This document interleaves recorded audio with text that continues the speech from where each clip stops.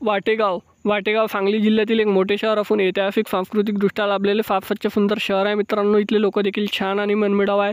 जर तुम्ही वाटेगावमधून असाल तर चॅनलला लाईक शेअर सबस्क्राईब सपोर्ट केल्याशिवाय जा नको, जेणेकरून पार्ट 2 मदत होईल प्रत्येक मित्रमंडळ नातेवाईकापर्यंत। आणि वाटेगाव असेपर्यंत देखील जास्तीत जास्त प्रमाणात व्हिडिओ शेअर करायला विसरू नका। आणि तुम्ही वाटेगावमधून कुठून हा हे देखील मला कमेंट सेक्शनमध्ये कळवा।